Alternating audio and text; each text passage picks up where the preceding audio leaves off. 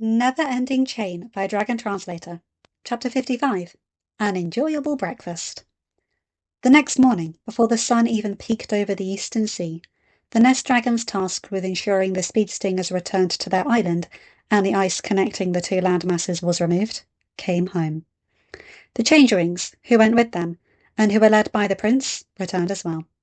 Stoic called for a celebration, as no one had lost their life during the entire ordeal, and the only food stolen had been easily taken items, such as Mrs. Larson's meat breads, set upon her windowsill to cool before her family ate them. The village's two bakers also lost bread, both sweet and savoury, from their windowsills. The food storage buildings remained sealed by iron latch bars, but talon marks showed the speed stingers had targeted them. Hiccup knew he and his father would have to come up with a better storage system. The buildings were too exposed within the village. While his father finished announcing the celebration during the morning meal, Hiccup pondered if they could fashion more than a nursery in the cave systems under Berg. An underground food storage would keep them from being targeted so easily. He opened his journal, flipping to a clean page in order to record his thoughts and draw the design he saw in his mind. He would then bring it up to his father later that night. Astrid sat down next to him. He glanced up at her, finding her looking at his food and frowning. Hiccup turned back to his journal. He had to get this written and drawn. He would find out why she was frowning afterwards. His eyes crossed when a whalebone spoon laden with some of Mrs. Hofferson's honey mush was shoved between his nose and the journal. He blinked, his gaze lifting. Astrid stared at him from the other end of the spoon. Her brow furrowed and her eyes narrowed. Hiccup smirked. He opened his mouth and slowly ate the mush off the spoon. Astrid's nostrils flared as she snorted. Hiccup winked at her. He winced a second later as the back of the spoon wrapped across the tip of his nose. Astrid lifted an eyebrow, staring at him as if to challenge him to respond. He heard the dragon's chaperone snicker. Hiccup leaned over and gave her a soft kiss. He intended to get her to kiss him back and immediately pull away. A voice from the other side of the table prevented that. Ugh, not while we're eating. Hiccup pulled back, finding all of the friends placing their food upon the table and sitting down. Snotlout held his hand over his mouth and shook his head. It is way too early for all that lovey-dovey nonsense. Snotlout said, a warrior needs nothing like that to keep him from eating properly. We have a warrior at the table? Toughnut asked, looking around wildly. Where? I don't... Ruff, are you hiding him? Yeah, Ruff said, smirking. He's in my helmet. Tough gasped and crossed his arms. How dare you keep such a courageous person in your helmet? What? Tough asked, looking at everyone at the table. It's too small a place to keep a warrior. Hiccup blinked. Ruff? Tough? He began. What? What was all that about? The twins both smirked at the same time, which Hiccup found a bit creepy, but he said nothing. Practice, Ruff said. Super secret practice, Tough added. We could tell you, but then we'd have to kill you, Ruff continued. And we like you, boss man, so we won't tell you and won't kill you, Tough finished. I appreciate that, Hiccup said slowly. You two aren't going to cause trouble, are you? Who? Us? Ruff asked, holding her hand over her chest and looking at her brother. I am offended, she said. Our boss man thinks we would cause trouble. It's okay, Tough said. I don't mind you getting offended. Hiccup glanced at Astrid as Ruff began to chuckle. Astrid stared at the twins, then looked at Hiccup and shrugged her shoulders. Hiccup turned his gaze to Gita, finding her holding her hand over her mouth and crying. Gita? Hiccup asked, worried. Hiccup blinked when he heard the mage make a sound like air rushing through a thin opening.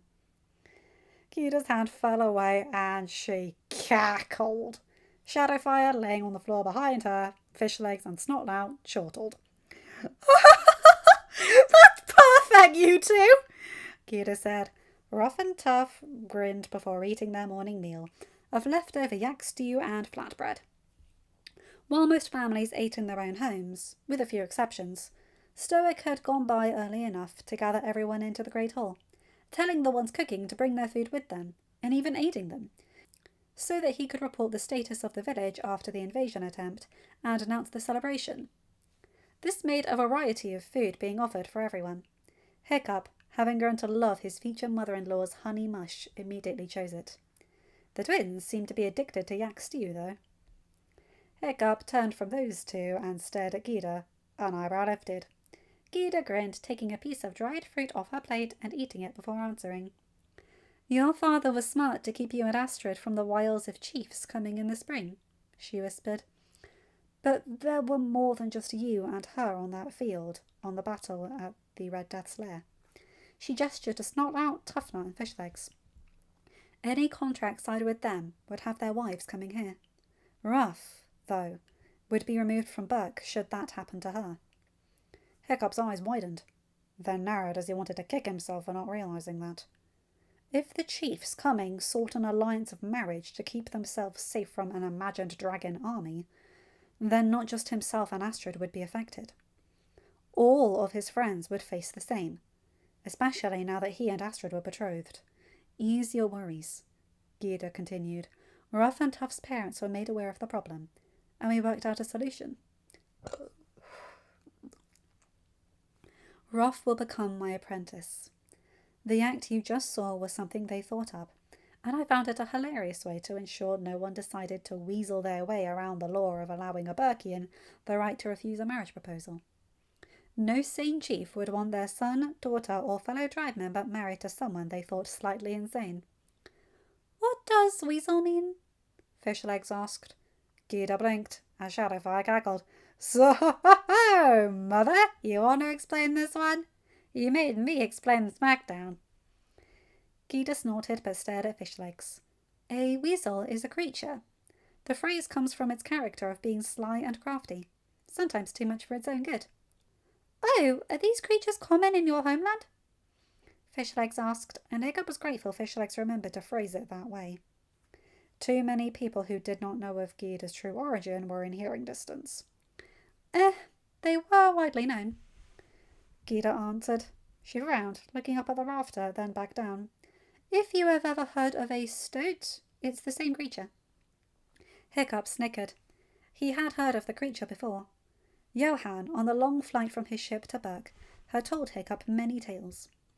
One was of a crafty stoat that outwitted the hunter seeking its white fur.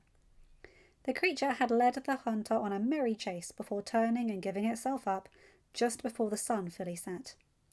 Due to the low light, the hunter cuffed it behind the head, and the creature pretended to be unconscious. The hunter placed it in a crudely made cage and went to sleep, thinking he would kill it and skin it in the morning. While the hunter slept, the awake creature slipped free of its poorly made cage and raced into the night. That had been the only story Johann had told on that flight that Hiccup had actually enjoyed. Hiccup glanced around the hall, reminded that with the ice gone, he would probably have to take Johann back to his ship. The merchant would not want his goods left alone for long. He frowned, finding the merchant speaking with Bearspit. Hiccup closed his journal, placing it into the pocket Dervla had sewn on the inside flap of his fur vest, and went to stand. Astrid's hand upon his wrist stopped him. "Eat," she said, "then go." Hiccup snorted, but sat down. He remembered the haunted look upon her face when she informed him he had thrown up the broth they gave him when he was recovering from the battle with the Red Death. He also remembered the guilt upon her and Fishlegs' face when they were at the Changewing's nest. He would sit and eat for her, for his friends. Then he would see about getting Johann to his ship. His hand brushed against his journal as he picked up the spoon. Sometime today he would also finalize his idea about an underground storage area. He was certain that once he got that worked out, there would be more ideas that appeared in his mind. Now that he could actively pursue them, the ideas would just not stop, unless he was stressed over something. He glanced at Astrid, making a point to show her he was eating. She smiled. He knew that later he would be able to run his ideas by her. She actively asked him about them whenever they had time together. He settled into his seat, eating and laughing with his friends, listening to them when they spoke. They returned the favour and listened to him when it was his turn. The idea of being a monster never entered his mind. The knowledge he was heir to Burke and Alpha according to the dragons seemed distant. Seeing his father and the Change-Wing King only reminded him that he needed to tell Astrid about the king's offer, but threw no weight upon his shoulders. It was only at the end of the meal, and he was crossing the great hall towards Johann, that he realised he had enjoyed a meal with others. Granted, he now ate more often with the tribe, since Bainson's words had been revealed to be the reason he stayed away. But the last time he remembered appreciating a meal with that many humans had been in Gyda's dining hall. He had actually sat with his friends, with no issues weighing him or them down, and enjoyed himself. He wanted more moments like that. Ah, Master Hiccup!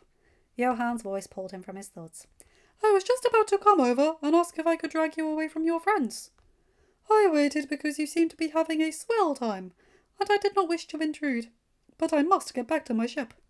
Hiccup grinned. I was just heading over to see if you wanted to fly back or be taken via a fishing ship. Oh, a flight, please!